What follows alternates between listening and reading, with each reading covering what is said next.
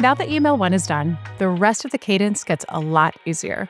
Not because it's less important, but because the heavy lifting is already done. You earned the attention, you set the challenge, you gave them a reason to care so that they didn't delete it or unsubscribe.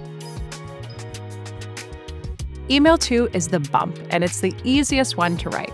Why? Because it contains no new information whatsoever. It's simply a bump. But you'll notice that the bumps you're likely accustomed to seeing in your inbox sound like someone's scolding you, or it uses generic language like, just following up. Instead, use something like this.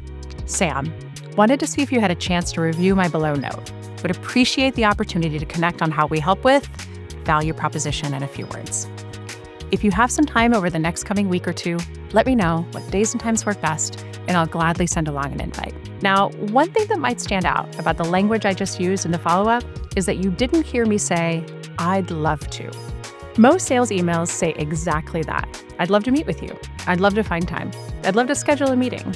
But consider how a quick change in semantics to appreciate or grateful can make a difference. Rather than the reader saying, I'd love to, they now see, I'd be appreciative of the chance to chat, or I'd be grateful for some of your time. And it's a small psychological change that can make the buyer more likely to respond. One more note on email 2. This is the only email in the cadence where I will tell you to be strict on timing. Send it within 48 hours of email 1. If your buyers are the kind of execs who disappear Monday through Friday and then catch up on email over the weekend, a very strategic play you can run is to do your research earlier in the week, send email 1 on Thursday or Friday, and then your bump lands over the weekend. Final note, be sure that these emails stay threaded. Same subject line, and all the emails that have been sent along with this cadence fall below. You want the familiarity of the subject line paired with buyers being able to see how hard the sender has been working to get their attention. Email 3 is your second shot at the same bullseye. Sometimes you did the research and the email still missed the mark. Sometimes the buyer was simply too busy. Sometimes the angle you chose was not the one that matters most to them right now. And that's exactly why email 3 exists.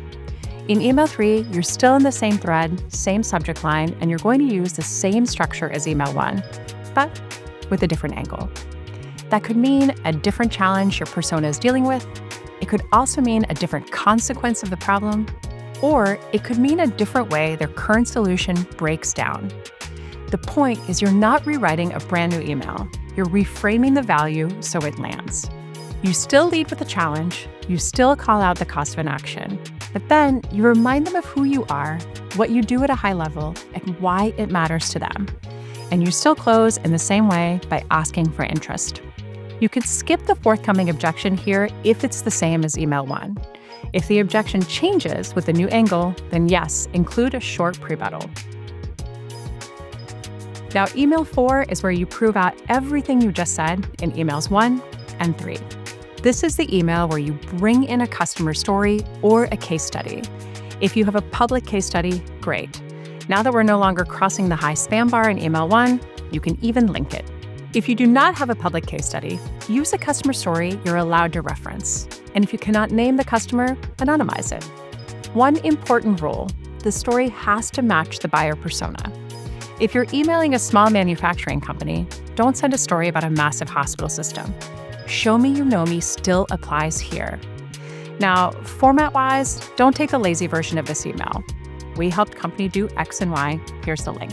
That's not adding value. Instead, your job is to tell the story in the email and let the link be optional. A simple story structure is, company had this problem, here's what was going on, they pulled us in to fix it, here's what we did, and here was the result. And then a link if they want to dig in deeper. And yet again, the close is with a soft ask for interest. This is also where you can stop threading if you'd like. Email 4 can be a brand new subject line, and it can use the same mindset we taught for email 1. Hook plus value tied to the story. If you genuinely do not have a customer story you can use, then don't force it. In that case, you can skip ahead and make email 4 more like the nurture format you'll see in emails 5 through 9.